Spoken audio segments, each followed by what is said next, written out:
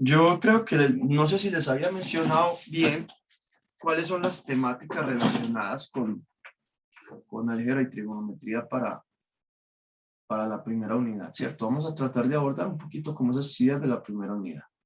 Entonces, ¿qué tenemos? Tenemos, en primera instancia, se habla de un poquito de las ideas de las razones y las proporciones, ¿cierto? Por otro lado, se habla un poquito de progresiones, específicamente dos. La progresión aritmética y la progresión geométrica. ¿Sí? Progresión aritmética geométrica. Se habla un poco pues de las propiedades de la potenciación y la radicación. Y se habla entonces también de la función cuadrática.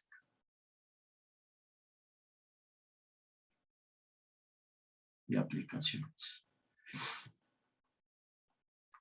Esto es básicamente como el compendio de temas que normalmente se ve en la primera unidad de álgebra y trigonometría. ¿Qué vamos a hacer? Vamos a hablar un poquito sobre algunas de las ideas que están relacionadas con estos temas y cuáles son los elementos que ustedes deben de tener muy en cuenta cuando comiencen el curso, qué cosas deben de revisar para que les vaya un poquito mejor como en esto. Entonces empecemos, vamos a empezar como en desorden, ¿sí? Yo voy a empezar en un desorden. Voy a empezar un poquito con las propiedades de la potenciación y la radicación. ¿Por qué? Porque por lo general el ejercicio de eso sí les vamos a contar. Los ejercicios que ponen de estas propiedades de potenciación y radicación, por lo general no son sencillitos, ¿cierto? O sea, a ti te ponen un monstruo grandecito, te ponen una cosa con un montón de expresiones acá y expresiones acá y le dicen simplifique. Entonces, es muy importante reconocer y recordar cómo es el comportamiento de cada una de esas propiedades de la potenciación y la radicación. Entonces, recordemos que la potenciación, ¿sí? La potenciación me dice a mí lo siguiente. Si yo tengo un número cualquiera de una base específica y está elevado a una constante, ojo con esto. Ojo aquí que voy una vez a empezar a resaltar elementos teóricos. No es lo mismo tener una cosa elevado a un número conocido y una cosa elevado a una potencia variable. Ojo que va a depender muchísimo del mundo en el que estemos hablando. Las propiedades se van a cumplir igual, o sea, las propiedades se cumplen, ¿sí?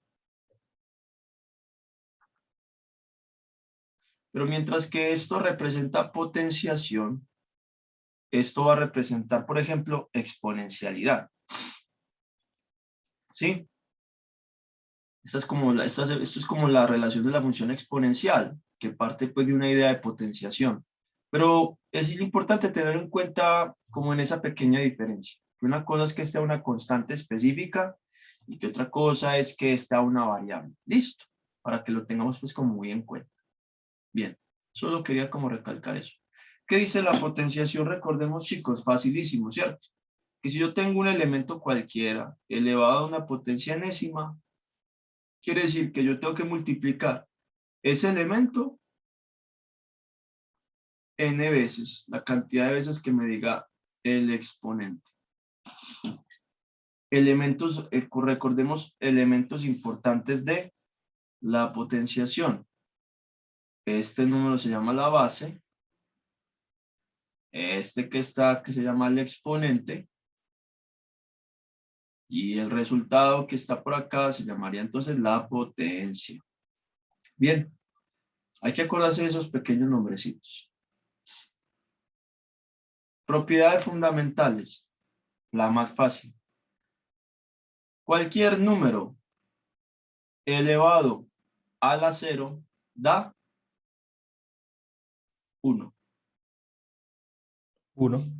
Sí. Cualquier número elevado a la 0 da 1. Eso es elemental, ¿cierto? Y uno dice, y uno dirá, venga, ¿y por qué? ¿Y por qué eso así? ¿Alguna vez se han preguntado, pues, alguna vez se han preguntado por qué esa propiedad así? ¿O será que esa propiedad no tiene sentido o se la inventaron por inventársela? ¿Ustedes qué opinan?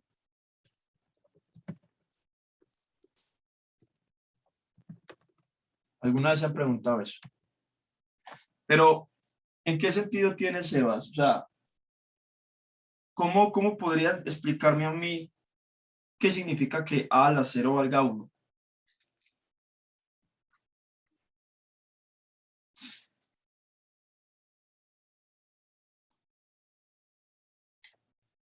Pues yo me imagino que es porque como según el exponente se repite pues como la base, ¿cierto? Y Ajá. como ahí está elevado a la 0, entonces no se repite, sino que es 1, no sé. Pero bien, o sea, eso me gusta, que intenten como tratar de encontrarle un sentido a una cosa que intuitivamente, pues como que carece de un poquito de sentido, porque es que si yo se les digo 5 a la 2, ustedes saben que esto es 5 por 5, ¿cierto? Pero si yo les digo a ustedes 5 a la 0, entonces yo ¿qué escribo cuando les digo 5 a la 0? ¿Eso es qué? ¿5 por qué? No sé, ¿cierto? Es como si técnicamente, como si estuviera pasando algo así, como si yo estuviera multiplicando el 5 por el inverso multiplicativo y esto me da 1. Aparentemente es como si esta realmente la operación que estaría haciendo ahí. Pero ¿será que eso es así? Entonces, chévere, interesante. A mí me parece interesante de pronto, de alguna u otra manera, analizar esto una perspectiva, desde una perspectiva de una propiedad de la potenciación. ¿Sí? O pues, es esto. Mírenlo aquí. Y ya sabemos que que eso también funciona así.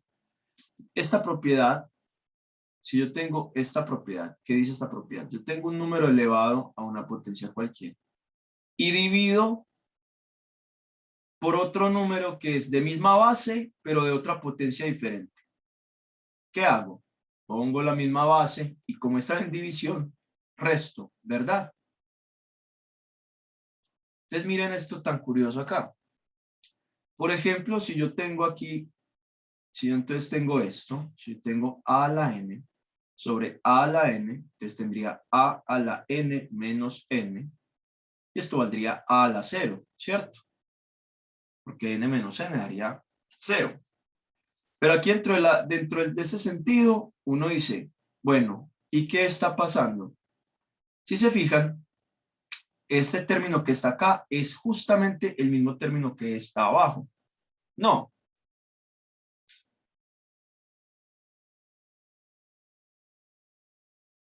¿Sí o no? Y tenemos el mismo elemento. Y yo les expliqué en la sesión pasada que cuando yo tengo dos elementos que son similares, uno arriba y otro abajo, ¿yo qué puedo hacer? Simplificar. Y la simplificación de eso me da 1. Ajá, entonces mira que a la 0 sí es 1. Bien. Claro, si uno les presenta esta propiedad inicialmente, como que intuitivamente no dice mucho. Pero claro, cuando uno explica esta otra propiedad, ahora sí tiene sentido decir que a a la 0 vale 1.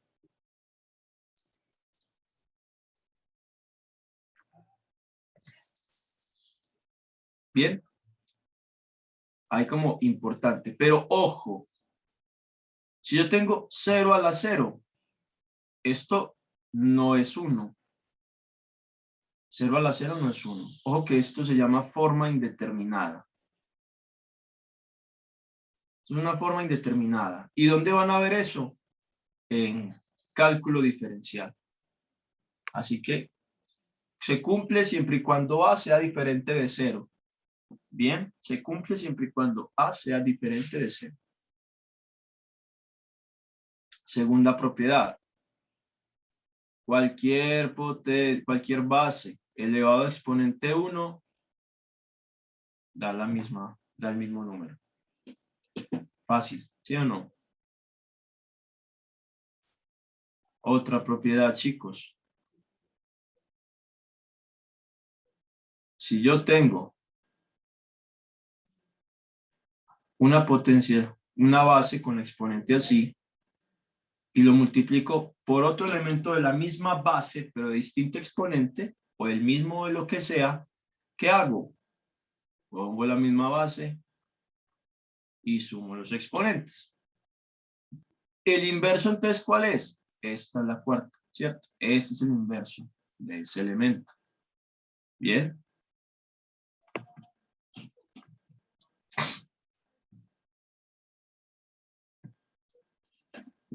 La otra propiedad, potencia de una potencia. Si yo tengo la potencia de una potencia, multiplico los exponentes, ¿sí? Por lo contrario, si yo tengo la raíz de una potencia, los divido. Esta es muy importante. Ojo con esta. Esta es muy importante porque esta me permite hacer transformaciones de raíces a potencias y viceversa. Y a veces es interesante transformar una raíz en una potencia o una potencia en una raíz. ¿Sí? Entonces es muy importante tener esto muy en cuenta. ¿Sí? Entonces, ¿cómo se funciona esta? Por ejemplo, yo tengo a la 3 octavos. Eso quiere decir que esto es raíz octava de a la 3. ¿Cierto? Importante, lo van a necesitar, por ejemplo, esta propiedad chiquitica y sencilla en cálculo diferencial. Cuando aprendan a derivar, se van a dar cuenta por qué es importante saber este detallito, ¿sí? También va a servir en esta de simplificaciones, porque a veces vas a tener que transformar esto así para poder hacer operaciones entre bases y digamos, reducirlas a una expresión más simple. En cambio, si ustedes ven algo así, a la 5 a la 2 por a la 3, uno ve estas dos cosas y uno no sabe qué hacer. Porque es que usted dice, ay, güey madre, pero es que este está en raíz y este no. Entonces, claro, usted tiene que acordarse de esta propiedad, de transformar esto para poder ahí sí entender que es la idea de la transformación para hacer la propiedad 3. Pero eso son cosas que sobre la marcha van a darse en cuenta, pero les digo que ojo, porque ténganlas muy en cuenta, no la olviden y no la echen al saco roto. De verdad, chicos, no echen eso al saco roto. Y otra propiedad que también me parece como bastante importante a tener en cuenta, esta propiedad.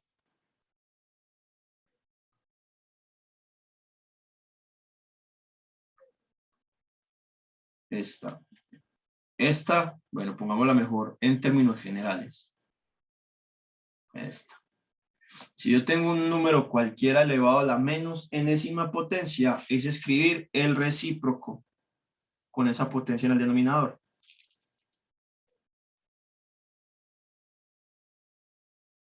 Hasta ahí no hay duda, ¿cierto que no, chicos? Sí.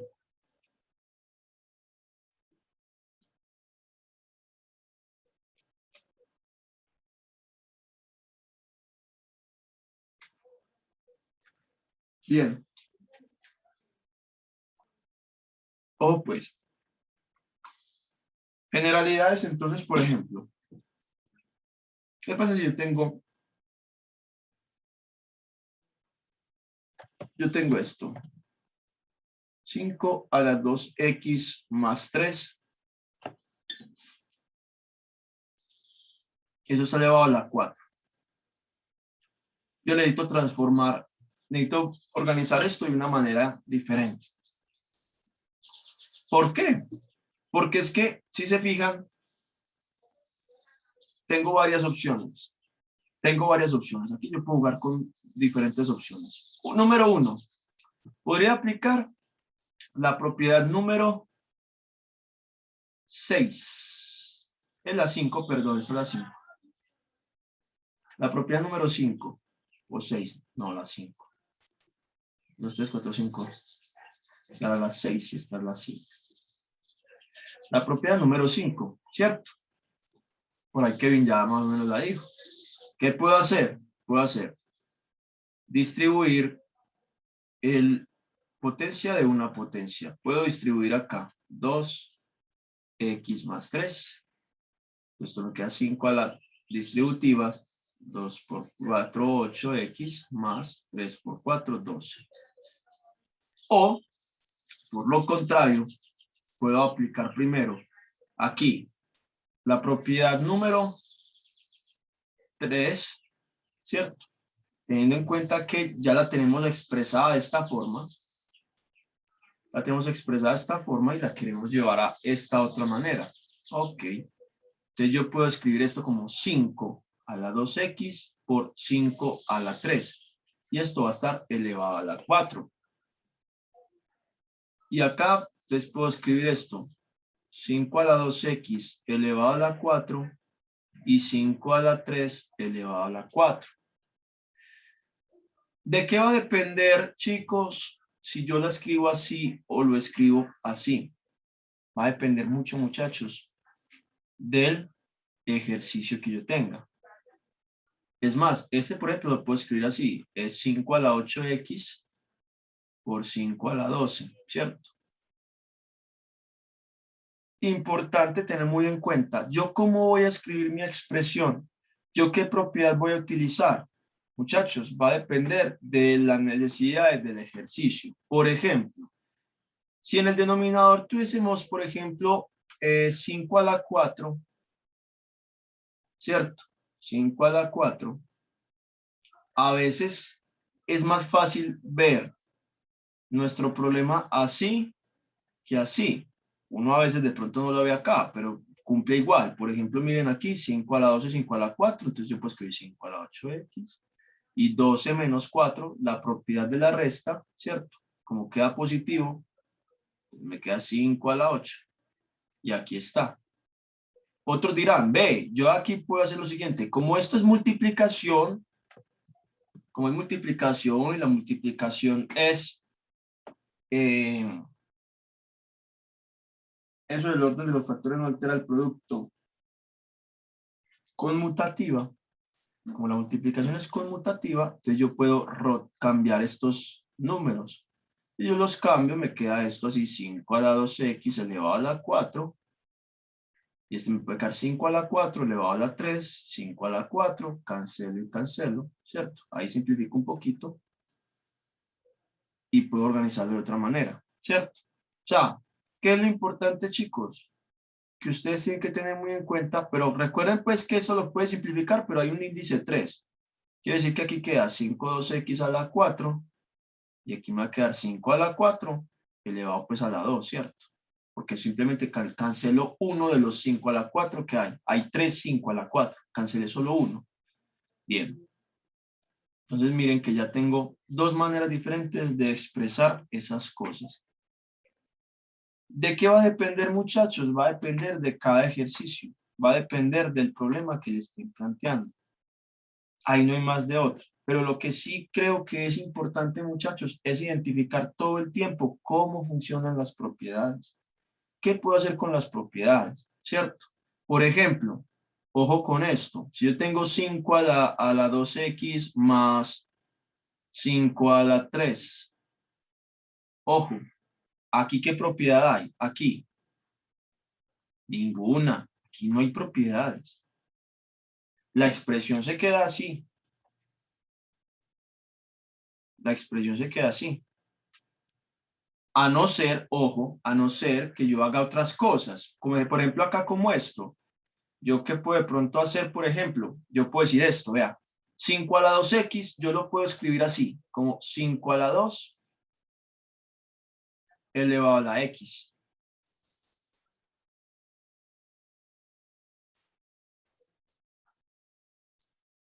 ¿Cierto? Más, y aquí 5 a la 3. ¿Con qué es 3? ¿Qué es 3? 3 es 2 más 1. Ah, entonces yo puedo escribir esto como 5 a la 2 más 1, y esto lo puedo escribir como 5 a la 2 por 5. ¿Cierto?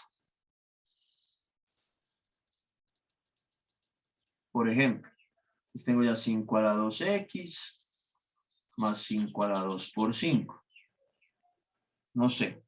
Y de pronto aquí ya se parece a algo que ustedes tengan en otra parte. ¿Sí?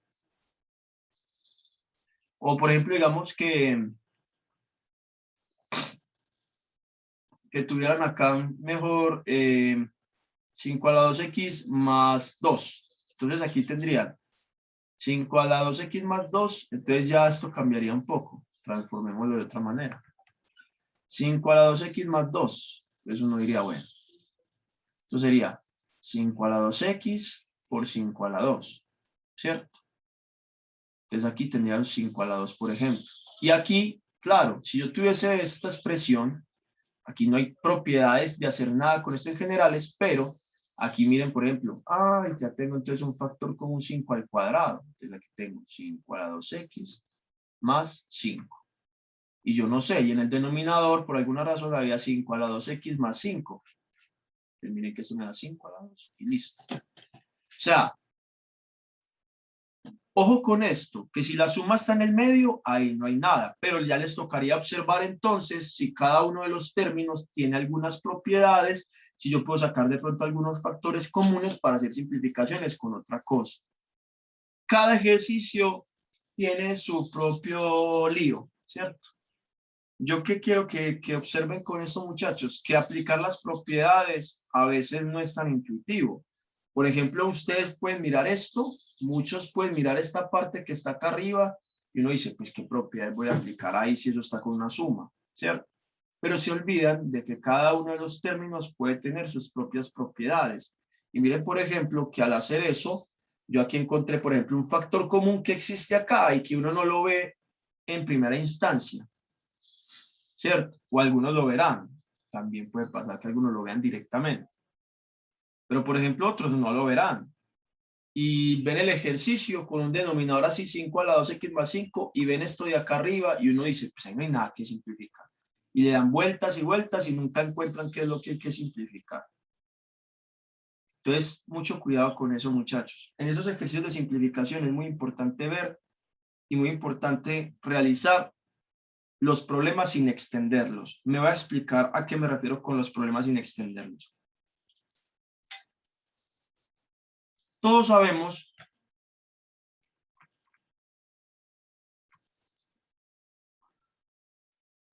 que 2 a la 4 es 2 por 2 por 2 por 2, ¿cierto? Y 2 por 2, 4, 4 por 2, 8, 8 por 2, 16. Nosotros sabemos que 2 a la 4 vale 16.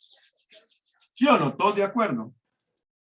Entonces, ojo, puede pasar, chicos, que ustedes en el problema de simplificación tengan el 16. Entonces, ustedes no se tienen 16 más 2x más 3. ¿Sí? Y abajo tengan 2 más 2 a la x. Tengan esto para simplificar. Entonces yo tengo este número así. Este número está en su forma extendida, como digo yo. Yo este número podría expresarlo como una potencia. A veces es importante hacerlo. Y uno dice, ¿y por qué potencia la expreso? Pues usted tiene que estar muy atento y revisar cuáles son las otras bases que normalmente el ejercicio está presentando. En este caso, base 2, ¿sí o no?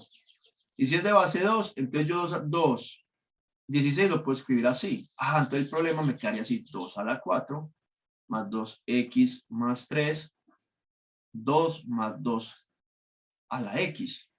Ok, ya todo está en la misma base. O por lo contrario, ustedes tienen el problema así.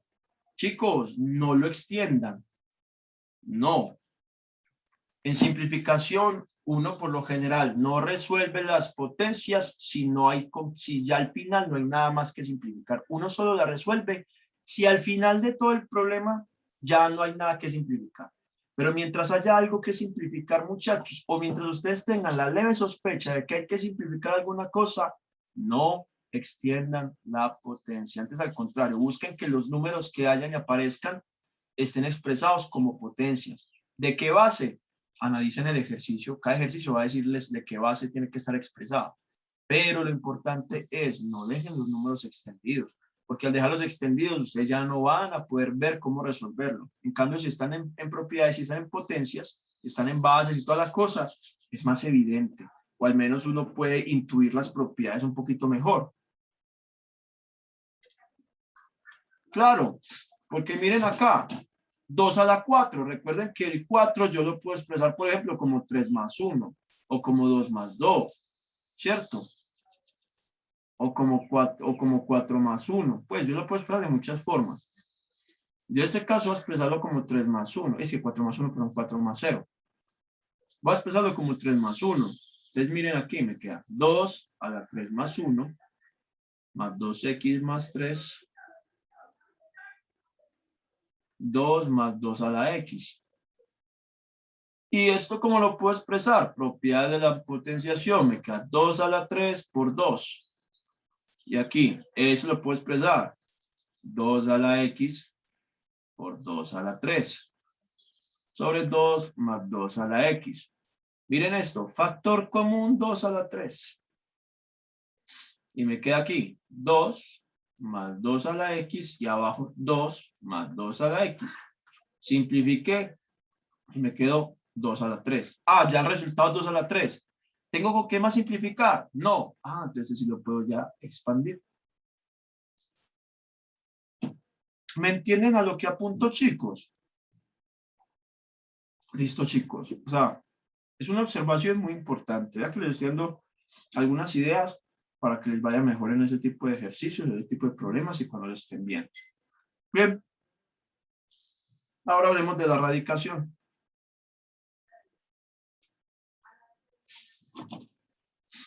Vamos a hablar de la radicación.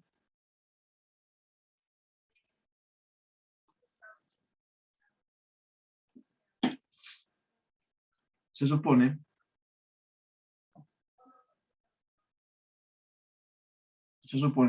que la radicación es la inversa de la potenciación, ¿cierto? La radicación y la potenciación son operaciones inversas, así como lo es la suma a la resta o la multiplicación a la división.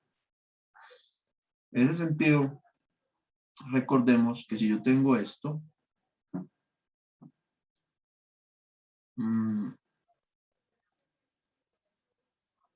entonces el equivalente en raíces sería esto.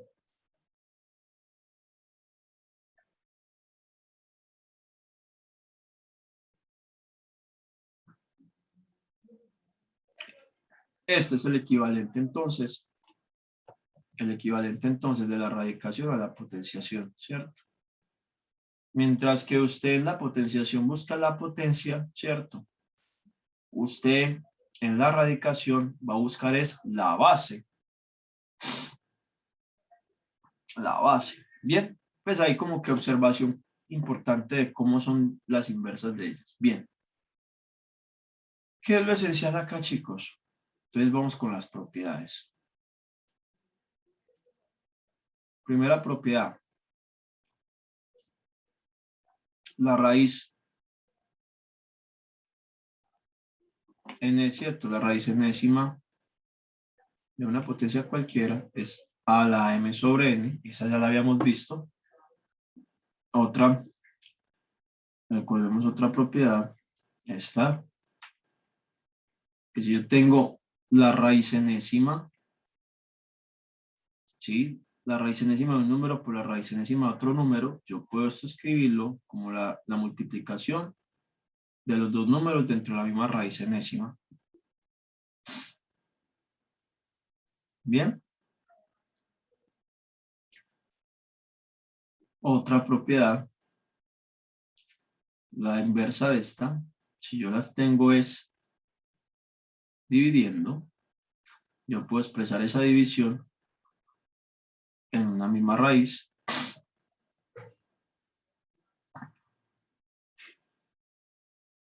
esta otra, la raíz, la potencia de una raíz, es decir, que yo tengo un número cualquiera a una raíz enésima y lo elevo al exponente, entonces es lo mismo que hacer esto, que meter simplemente el exponente dentro de la raíz.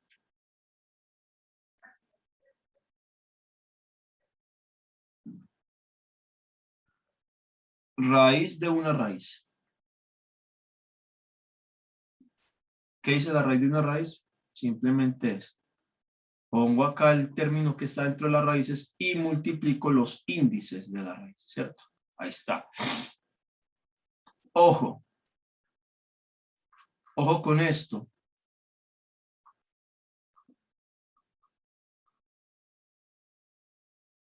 La que mucha gente hace. Esto. No existe. Ojo con eso. Ojo con eso. Esto no es lo mismo. Esto no existe. Esto no existe, chicos. Tengan mucho cuidado, que pasa demasiado. O sea, cuando hablo que pasa demasiado, es que pasa demasiado.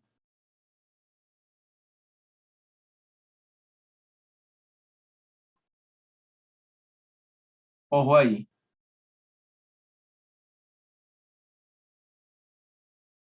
Es cuando se están multiplicando. Sí, señor. Cuando se multiplican.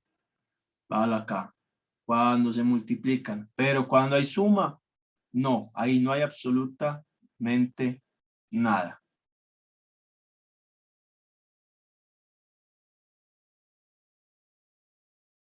Ojo con ese detallito, muchachos.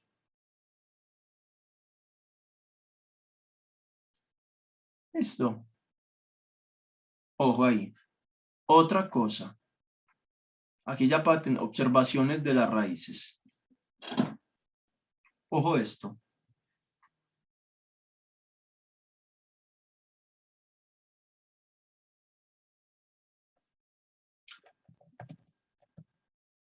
Esto que está acá.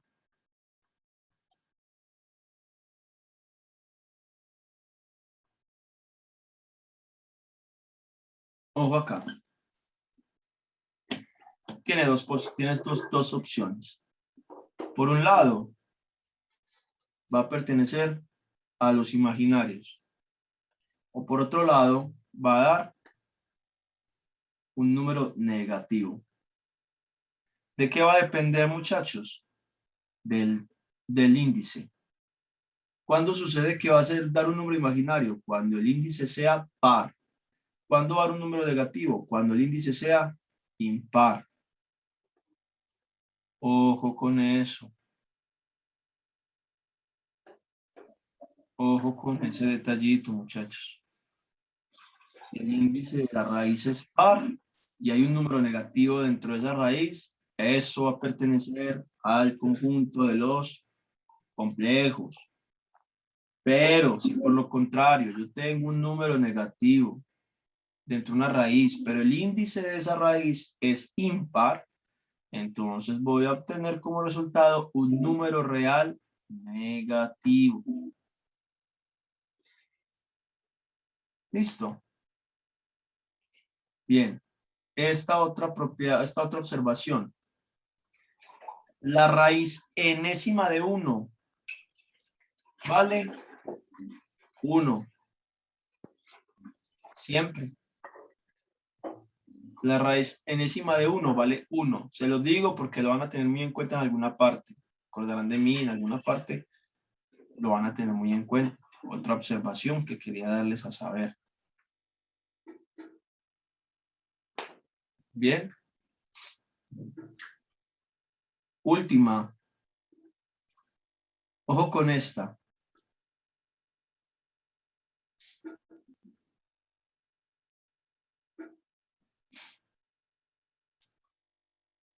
Ojo con esta acá.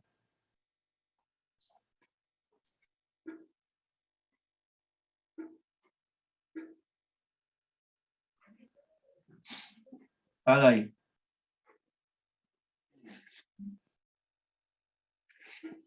Hay que tener, ojo. Ojo que esto tiene sus implicaciones. ¿Por qué? Porque una cosa es tener la raíz cúbica de x a la 3 y otra cosa es tener la raíz cuadrada de x al cuadrado. Recordemos que por ser raíz cúbica, ¿cierto? Uno tiene una sola opción como resultado, ¿cierto? Por eso tiene una opción como resultado. Mientras que si es cuadrática, en las cuadráticas, ya sea de la 2 o que es 4 a la 6 mientras sea par, este resultado va a tener dos posibles soluciones. Sí le dijo. Sí le mandó el trabajo a la muchacha. No, ahorita se lo mando. Yo le digamos. Ojo con esto. Aquí hay una solución. Mientras que aquí hay dos soluciones. Ojo con eso. Porque es que mucha gente se acostumbra, y eso es un error de todo el mundo. Uy, raíz cuadrada de x al cuadrado, y dicen es que x. Ja. No. ¿Por qué no? Porque recuerden que la función cuadrática, yo les expliqué la otra vez, que para el mismo valor de y, yo tenía dos opciones en x, 1 y 2. Significa que si yo saco la raíz cuadrada de x al cuadrado, voy a encontrar dos soluciones, la positiva y la negativa. O sea que esto es más o menos x. Más o menos x. Ah. Ojo. Ojo, miren que esto no es tan simple como se ve ahí. No lo hagan tan deportivamente. Cuando hacen esto así deportivamente, por lo general, tiene dos opciones. Una, que esto sea, que la n sea impar, pues ahí lo pueden hacer deportivamente y no hay problema. Dos, si la cosa es par y a mí me definen, ojo, y a mí me definen que esto solo pertenezca, no sé, a los reales positivos. Si a mí me definen esto así y esta es par, puedo hacer esto directamente sin ningún problema. Pero tengo que definir entonces en el lugar en el que está ubicado. Pero en términos generales, si yo le saco la raíz enésima a un término elevado a la enésima potencia, ojo, y esta n es par, entonces yo ya voy a obtener dos soluciones y no solo una. ¿Todos tienen claro eso, muchachos?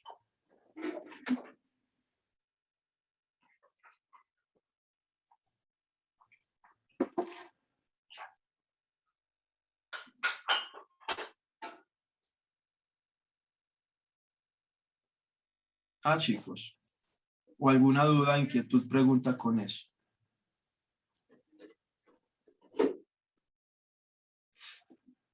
Ah, cuéntenme.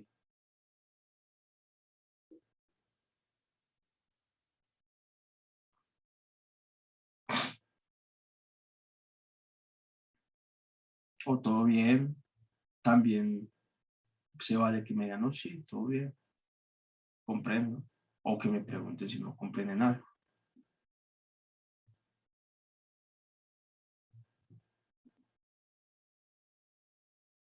Señor.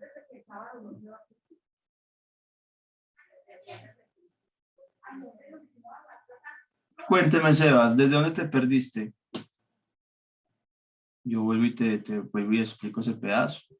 No hay problema. Más o menos, ¿dónde estabas? ¿Hasta dónde te acuerdas? Ah, bueno. O sea, estaba aquí en la propiedad 3. Ah, no, pero fácil.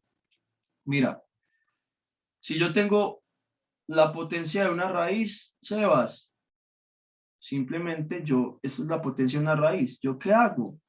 Meto pues la potencia, la meto dentro de la raíz. O sea, se la pongo aquí al elemento, al radical, ¿cierto? La otra, raíz de una raíz. Así como en potencia de una potencia yo multiplicaba los exponentes, aquí en raíz de una raíz yo multiplico los índices de la raíz, ¿cierto? Y les advertí una cosa, ojo con esto. Miren esto que está acá, que eso es algo que uno hace normalmente. Uy, la raíz de enésima de A más B, y uno es que las separa.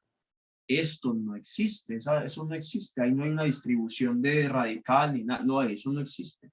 Tener mucho cuidado con esto, que esto es algo que normalmente algunos hacen y se equivocan mucho por eso, porque se les olvidan las propiedades, perdón, se les olvidan las propiedades, no se acuerdan exactamente cómo están estipuladas esas cosas.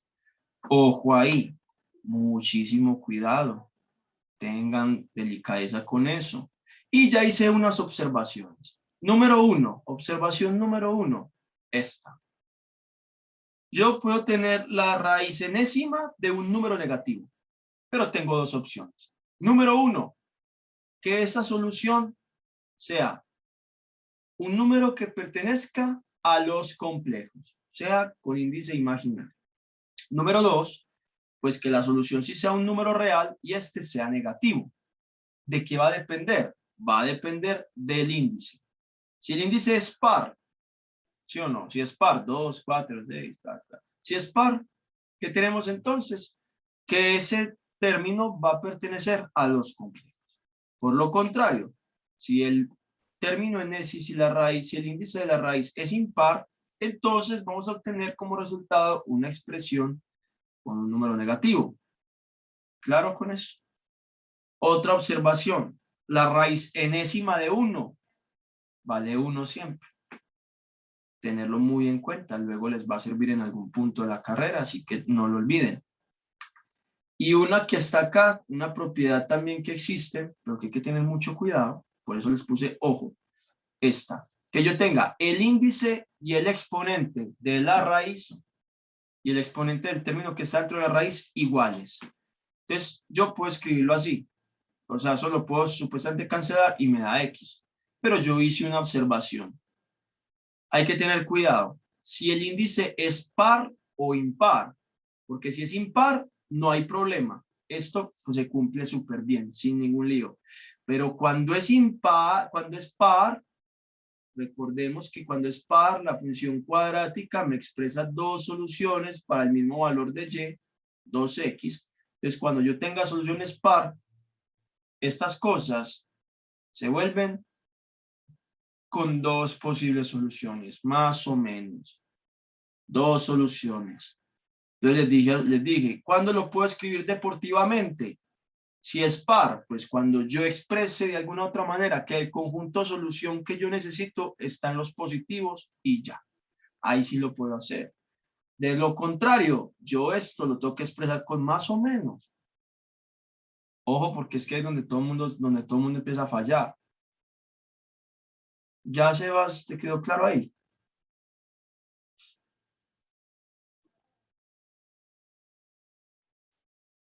Con gusto. Listo, chicos. Ojo pues con estas pequeñas observaciones que les estaba haciendo, esas propiedades, muchachos. De verdad. Uno cree deportivamente que las sabe manejar y que las conoce. No sean tan deportivos con ellas. Tengan muchísimo cuidado. ¿Sí? Otra observación. Si yo tengo, por ejemplo, esto, a la menos 2/3, yo eso lo puedo escribir, recordemos, como 1 sobre a la 2/3, ¿cierto? Y 2/3, entonces yo lo puedo escribir como 1 sobre la raíz cuadrada de a, sobre la raíz cúbica de a al cuadrado. Pues hay como observaciones, ¿cierto? Que si yo ya tengo aquí exponentes en fracciones, yo sé que esos son raíces, ¿cierto?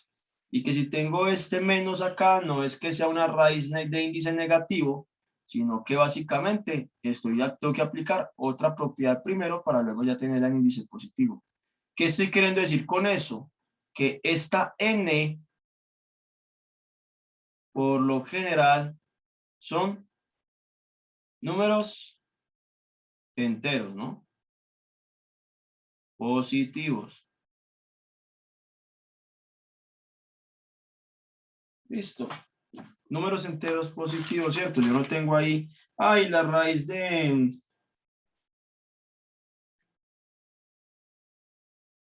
Yo como que ordenadamente yo las veo así.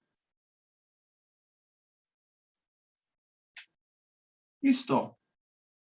Tenerlo muy en cuenta. Pues aquí van como real, pero enteros no. Pueden ir incluso decimales si quieren. Aquí pueden ir decimales. Pongámosle reales. Pero por lo general uno siempre va a ver esto con reales positivos, ¿cierto? Entonces ustedes tienen un número así con negativo. Entonces hay que tratar de escribirlo de la manera que debe ser para poder entender qué operación es. Me explico. No sé, raíz de menos 5, raíz menos quinta de 10. Yo no sé, esto. Entonces uno dice, bueno, ¿y cómo calculo esto si yo no tengo idea? Pues entonces, primero observémoslo entonces así. Yo eso lo puedo escribir como 10 a la menos un quinto. Entonces esto es como 1 sobre 10 a la un quinto. O sea que estamos hablando de que esto mismo que está acá, entonces sería 1 sobre la raíz quinta de 10. Bien, entonces miren que esta es la expresión a tener en cuenta.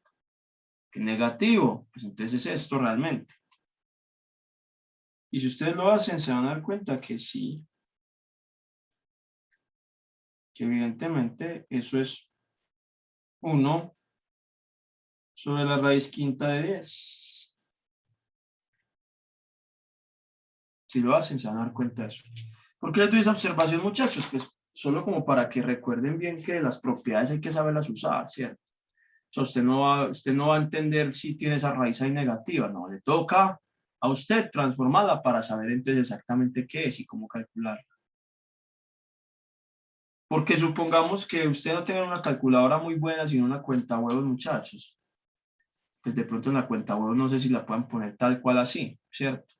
Y algunas la permiten poner el índice y le da el resultado, pero de pronto usted tenga una que no le permita hacer esto, o le toca escribir de otra manera y no sepa cómo, pues entonces uno tiene que acordarse de escribirla así.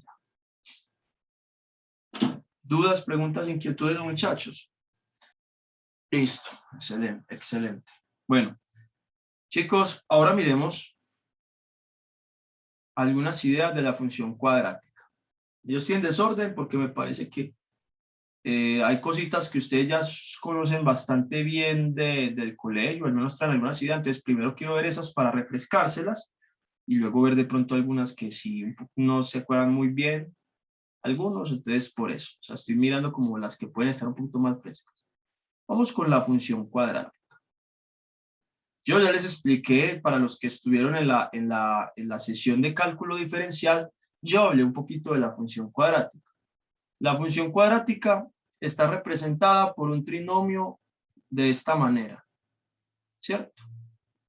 Donde A, B y C son números reales, ¿sí o no?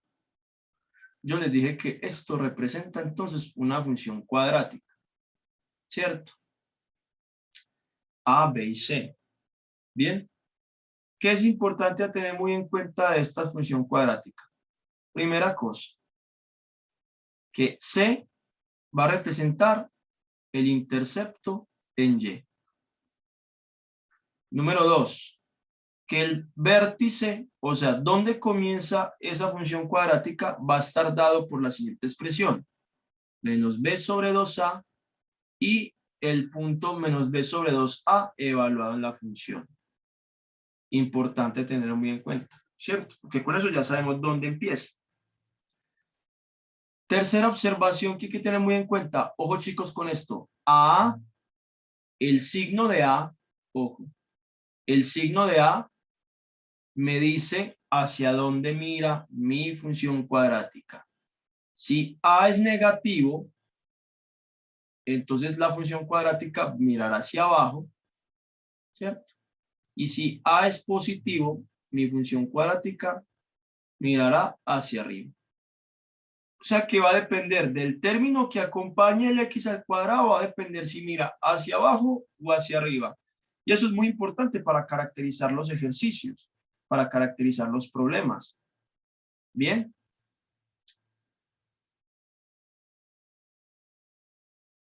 Hasta ahí bien. Cuarta observación. Las soluciones de la función cuadrática, tengo tres opciones para las soluciones siempre.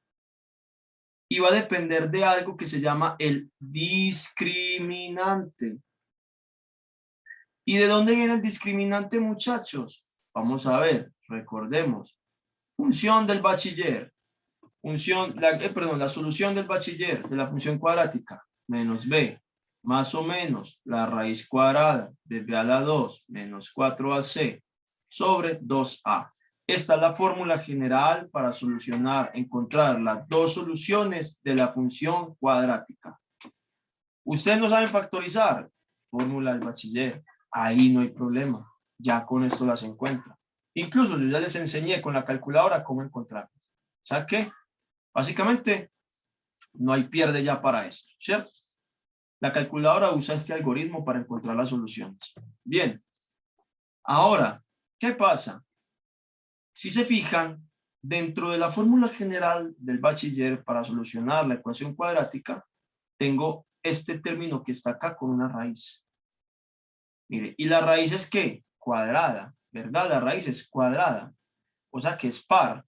Y yo les expliqué ahorita que hay que tener mucho cuidado, que hay que tener muchísimo cuidado en raíces, muchísimo cuidado acá en las raíces, les expliqué ahorita esto, que si la raíz es par y yo adentro tengo un número negativo, voy a tener un número que pertenece a los complejos. Ah, aquí pasa algo así. ¿Qué pasa acá? Que el discriminante entonces va a ser b a la 2 menos 4ac. Si yo estoy en presencialidad y yo no tengo calculadora y yo quiero saber si esa función cuadrática tiene soluciones o no tiene soluciones en los reales, es decir, si es reducible o irreducible, ¿yo qué calculo primero? El discriminante, antes de poner a perder el tiempo.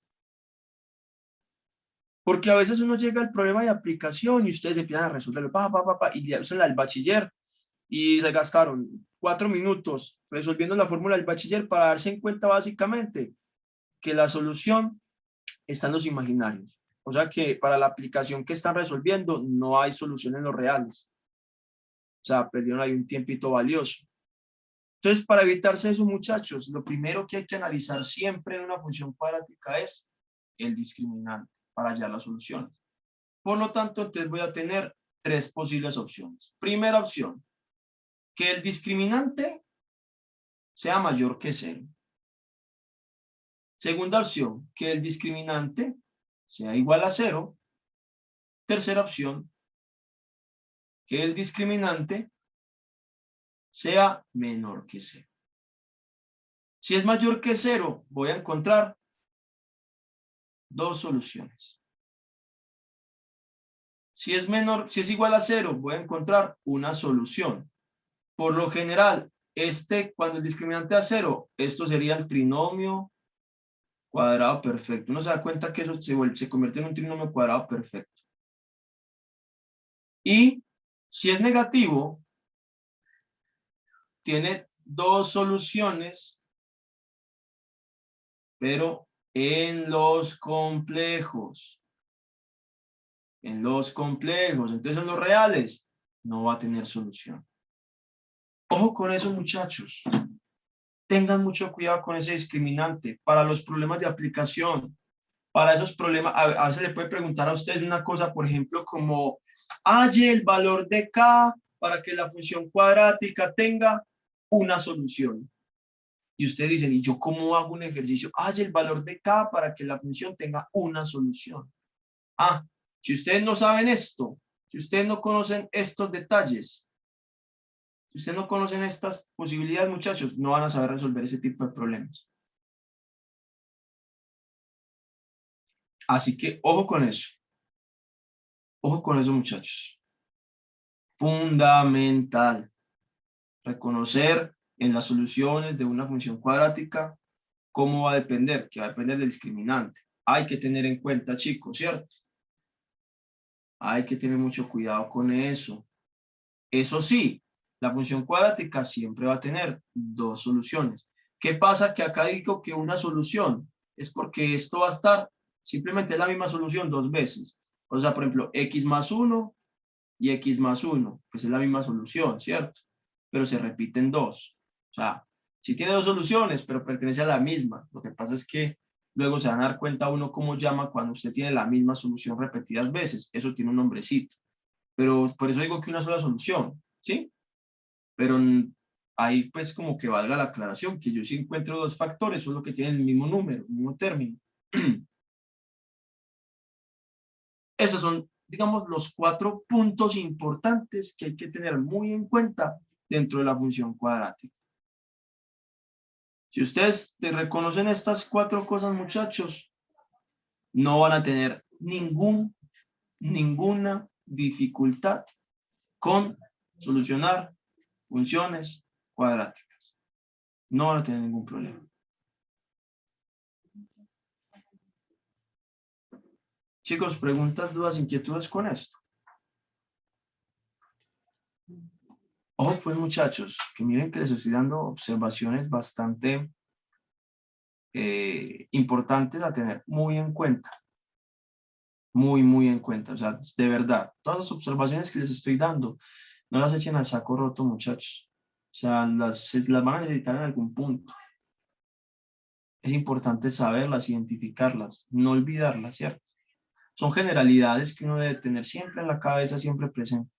Al menos hasta que acabe las matemáticas básicas. Ya usted mirará si después la suprime de su cabeza, pero mientras no termines toda la parte de los cálculos y eso, no la supriman. Ahora miremos entonces unas pequeñas ideas sobre las razones y las proporciones, ¿sí? Las razones y proporciones, muchachos, parten son la base de la regla de 3, ¿cierto? Eso es lo que hay que tener muy en cuenta.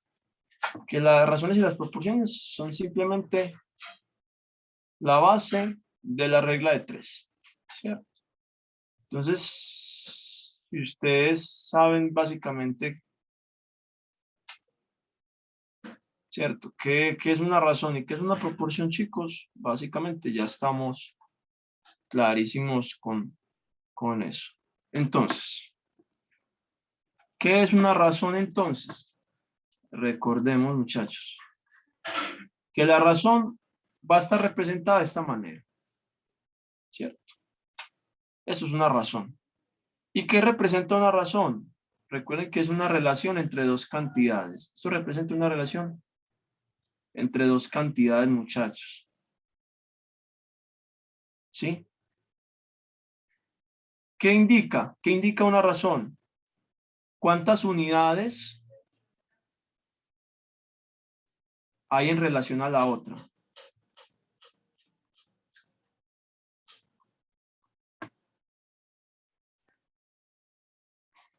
¿Cierto? Entonces, no sé, por ejemplo, 2/3. Entonces, uno que dice de 2/3, uno dice 2 de cada 3. ¿Cierto? Hay una relación 2/3. Por ejemplo, no sé, si yo digo, estoy preparando una torta y hay que agregar una relación de 2/3 de harina y huevos. Entonces, por ejemplo, digo, bueno, por cada 2 tazas de harina tengo que agregar 3 huevos, por ejemplo. Eso es una razón. Las razones normalmente las usan, por ejemplo, en arquitectura y en diseños para poder hacer escalado de figuras, ¿cierto? Ustedes no pueden hacer un plano de la vida real, pues lo tendrían que hacer en una hoja de papel grande, ¿cierto? Le toca escalar todas las medidas para poder hacerlo. Entonces ahí es donde uno dice, bueno, escala de 1 en 100, de 1 en 1000, o de 1 en 10, o de no sé cuánto en no sé cuánto, ¿cierto? De 2/3, de 2/50, pues cada una de esas escalas ya va a decir entonces cómo va a estar definido y eso parte de las razones, ¿sí? Por lo general, también estas razones las puedo escribir así. También las van a ver así, con unos 2 punticos. Normalmente dentro de las razones, este término que está acá es lo que llaman el antecedente y este que está acá es el que llama el consecuente. ¿Cierto? Entonces de 2/3, por cada 2 cosas hay 3 de la otra. Eso es como sencillo. ¿Y qué sería entonces una proporción? Ya las proporciones entonces, muchachos, las proporciones es cuando yo comparo dos razones. Y esas razones están siendo comparadas por el signo de igualdad.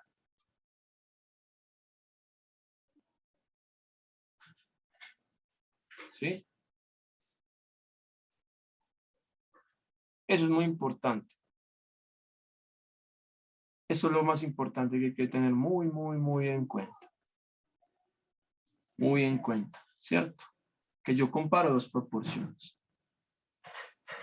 Al comparar dos proporciones, por ejemplo, 2/3 es igual a, no sé, 4/8, ¿cierto?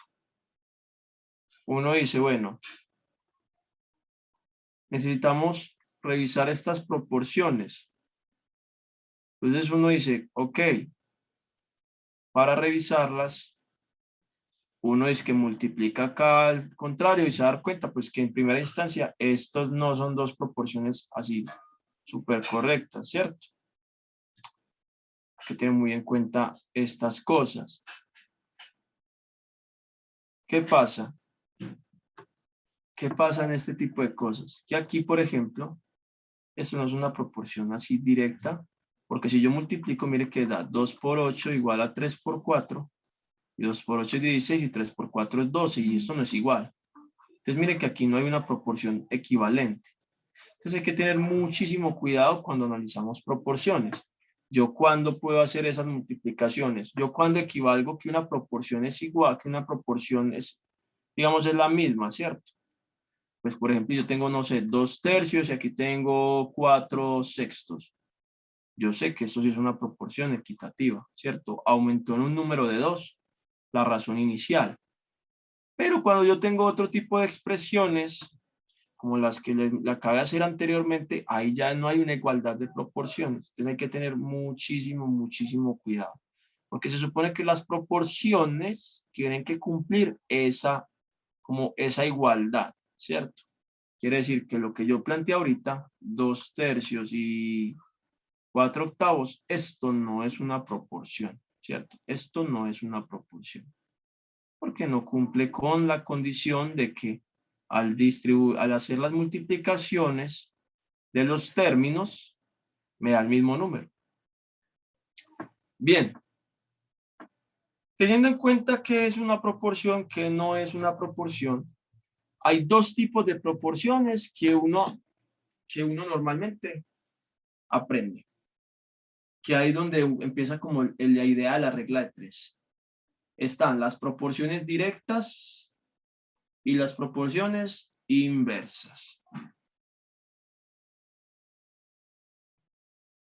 ¿Sí? Entonces, cuando las proporciones son directas, sucede cuando al aumentar el antecedente, también aumenta el consecuente. Ejemplo facilito. Ejemplo fácil, por ejemplo, no sé, el consumo de azúcar con la cantidad de grasa. Si usted come más azúcar, puede aumentar su producción de grasa. ¿Sí? Por ejemplo. Otra, la relación entre las horas de estudio y la realización de un taller. Entre más horas le dedique al taller, entonces, no miento, perdón, no. No sé, mejor vender dulces y ganar dinero. Entre más dulces vendas, más dinero ganas. Cosas así. O sea, una cantidad aumenta, la otra también aumenta. El antecedente aumenta, el consecuente también aumenta. Cuando sucede eso, estamos hablando de que son proporciones directas. O sea, que hablamos de que es directamente proporcional. ¿Sí? Por lo contrario, podemos tener las relaciones inversas, las proporciones inversas, que algo que es inversamente proporcional sucede lo contrario, que al aumentar el antecedente disminuye el consecuente. Quiere decir, por ejemplo, la cantidad de trabajadores y las horas de trabajo de una obra. Si hay más cantidad de trabajadores en una obra, pues menor tiempo nos vamos a gastar terminando la casa, por ejemplo. ¿Cierto? O esa otra, por ejemplo, el taller. Ahora sí, entre más horas le dedique para realizar un taller, menos voy a tardar en hacerlo, ¿cierto? O sea, menos tardo. O sea, lo importante es, entre más aumenta una cosa, la otra comienza a disminuir. Si nosotros encontramos ese tipo de relaciones, muchachos, vamos a hablar de que son relaciones inversas. ¿Bien?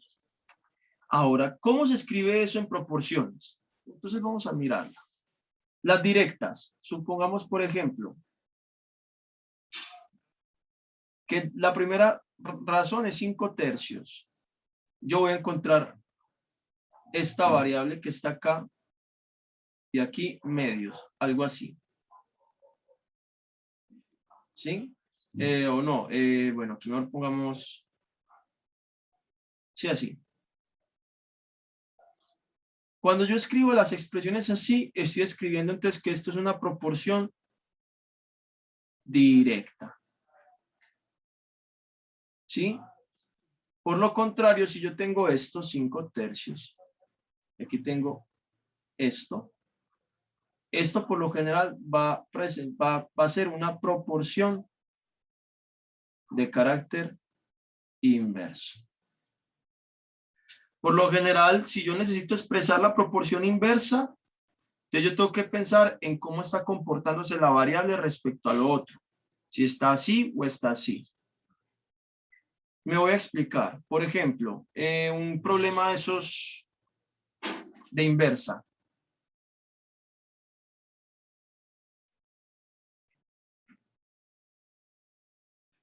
No sé.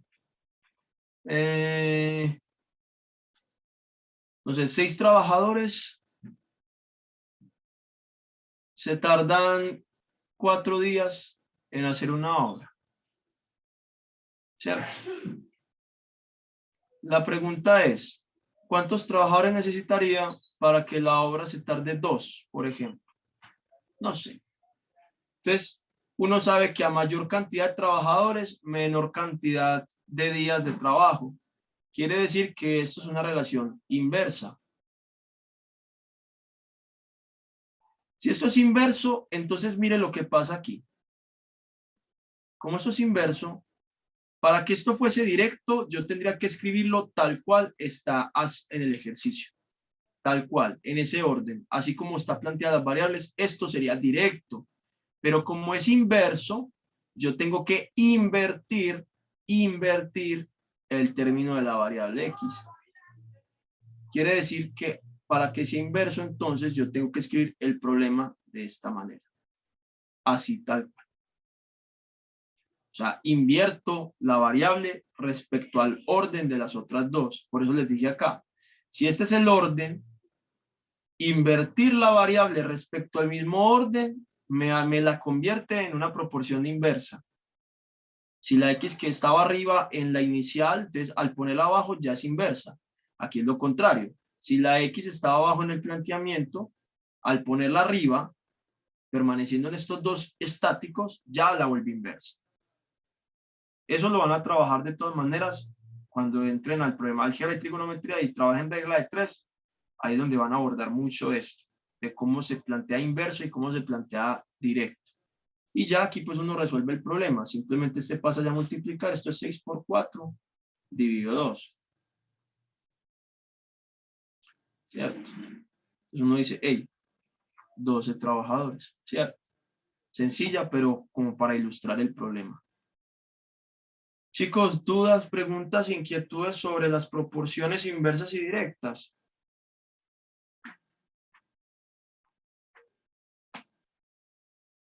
Mateo, levantaste la mano, dime.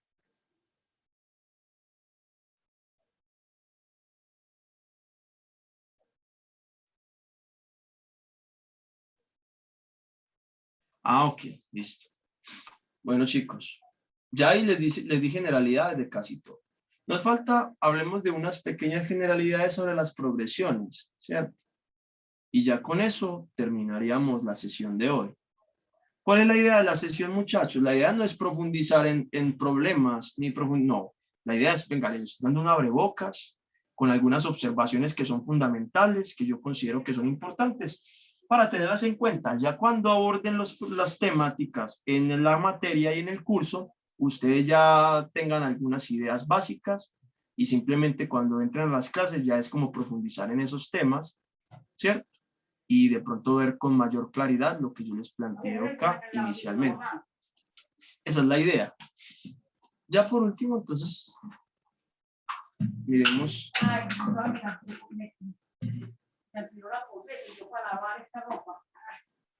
Miremos qué son las progresiones, muchachos. ¿Sí? Bueno, ojo pues. Primera cosa que hay que tener muy en cuenta.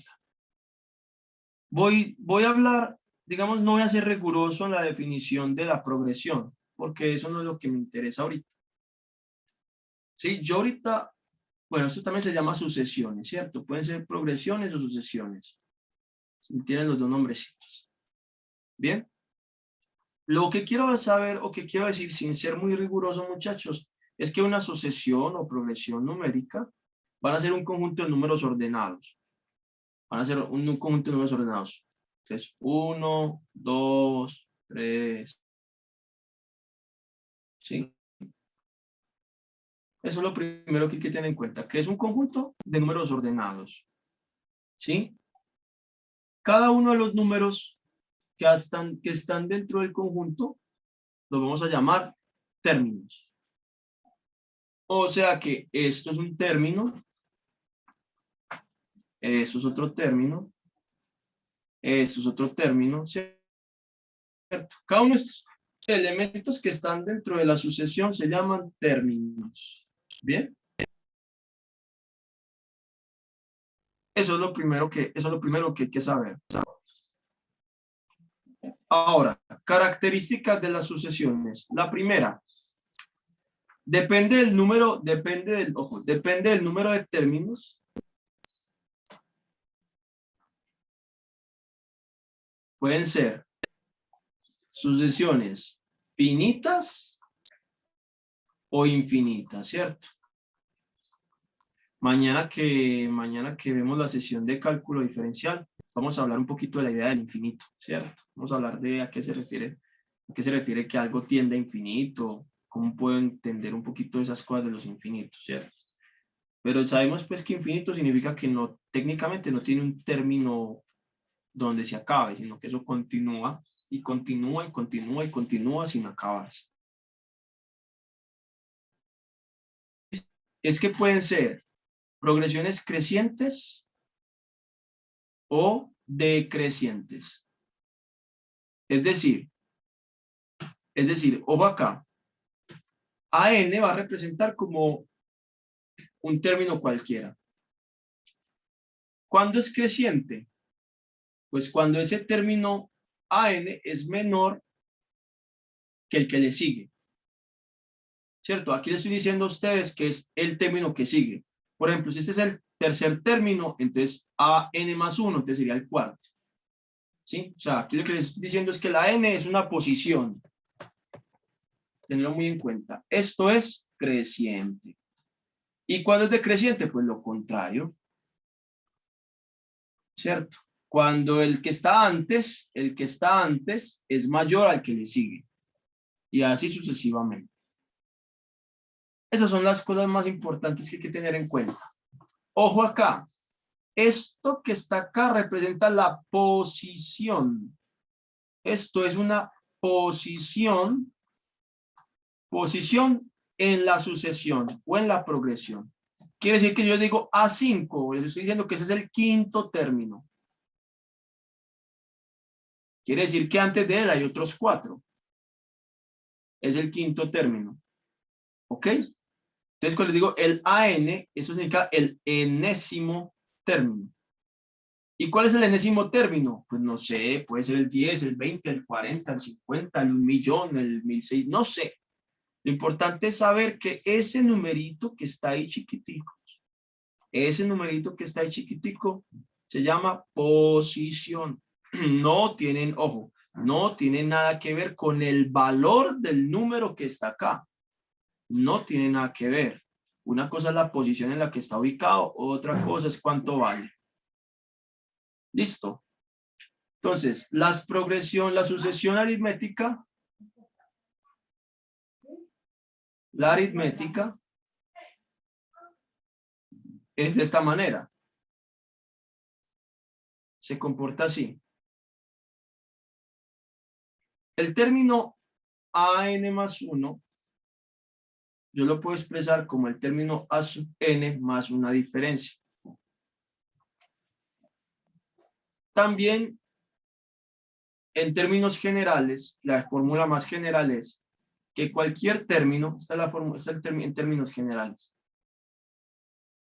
En términos generales, cualquier término se puede expresar como el primer término más la diferencia multiplicado por n menos 1. Esa es como la formulita de una progresión. ¿Qué hay que tener muy en cuenta, muchachos? Ojo, la diferencia es un número. Ese número de qué va a depender de la resta entre dos términos cualquiera. ¿Cuáles dos? Por ejemplo, el AN más 1 menos el AN. O sea, puede ser, por ejemplo, el quinto término menos el cuarto término, o el tercer término menos el segundo término, o el segundo término menos el primer término, y así sucesivamente. O sea, yo puedo tener una diferencia de los dos términos que estén inmediatamente a los lados. Si esto me da 5, y este me da 5, y esto me da 5, y esto me da 5, significa que esto es una sucesión aritmética. Porque la diferencia entre los números siempre es la misma. La diferencia que hay entre uno y otro término es la misma. La misma, ¿sí? Eso es lo primero que hay que saber. Luego lo van a tener más clarito, ¿sí? Entonces, yo puedo escribir una sucesión aritmética así. El primer término, luego el segundo término, el tercer término, el cuarto, por ejemplo. Y según la sucesión aritmética, eso sería el primer término. Luego, este lo puedes expresar como el primer término más la diferencia. Luego, esto lo puedes expresar como el segundo término más la diferencia. El otro, el tercer término más la diferencia. Miren. O sea que la diferencia es la que me dice a mí si es aritmética o no es aritmética. Bien. La geométrica, muchachos. La geométrica, por lo contrario, hay un término que es muy importante que se llama la razón. Y yo ya les dije que es una razón, porque ahorita les expliqué en razones y proporciones que era una razón. ¿Sí? Entonces, la razón es lo contrario. La razón es un término, entonces, les voy a mostrar cómo es en términos generales primero, la sucesión geométrica. La sucesión geométrica, entonces, como término general tienes que para encontrar cualquier número, yo lo que tengo que hacer es conocer el primer término y multiplicarlo por un número llamado razón y hacer esta resta aquí. Recuerden que este número es una posición, ¿cierto? Quiere decir que esta n es la posición. Aquí va a encontrar el término sub 10, entonces quiere decir que eso es el primer término por la razón 10 menos 1, miren. Vean, la n está acá, la n está acá. Ojo pues con esos detallitos, muchachos. Ya eso luego lo van a abordar con profundidad, pero eso es en términos generales. O sea que hay un número acá que es una razón. Esa razón, como es una razón, tiene que ser una división. ¿Cuál? Entonces, el del término que esté más arriba al que esté más abajo. Por ejemplo, no sé, el quinto término sobre el cuarto término. ¿cierto? O el 10º término sobre el 9º término, o el 2º término sobre el primero, o el 3º sobre el segundo. Si todos estos dan el mismo número, por ejemplo 8, quiere decir que esta progresión es geométrica. O sea que va aumentando en un factor de 8 el número que estoy encontrando. Eso es muy, muy, muy importante. Quiere decir que eso yo lo puedo expresar así. El término 1 es el término 2, es el término 1 elevado por R. El término 3 es el término 2 por R. El término 4 es el término 3 por R, ¿cierto? O sea, miren que yo multiplico el anterior por un factor llamado razón, que es R.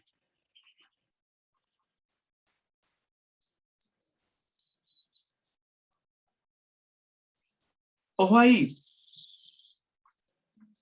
Observaciones ya generales, chicos, ya lo ultimito. En la sucesión aritmética tengo 3 opciones. Que D sea mayor que 0, que D sea menor que 0 o que D sea igual, o sea, la diferencia. Si la diferencia es mayor que 0, es una sucesión creciente. Si D es menor que 0, es una sucesión decreciente. Si D vale 0, es una sucesión constante. Bien. Por lo contrario, para las sucesiones geométricas, vamos a tener aquí 2 opciones. Primero, hay que analizar esto. Si el primer término es positivo o si el primer término es negativo. Bien.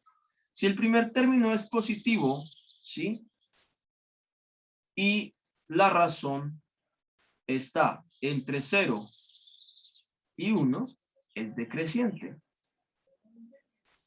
Pero, por lo contrario, si la razón es mayor que 1, es creciente. Siempre y cuando el primer término sea positivo.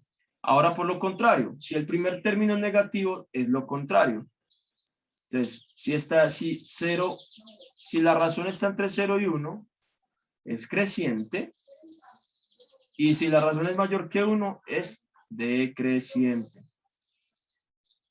Esto sucede entonces para sucesiones geométricas.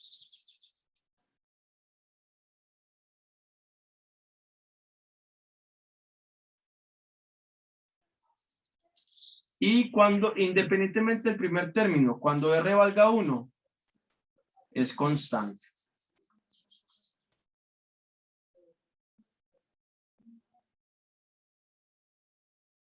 Listo. Y si R es negativo, porque miren que si se fijan, yo nunca puse negativos acá. Si R es negativo, es alternada. O sea que va a cambiar de signo constantemente.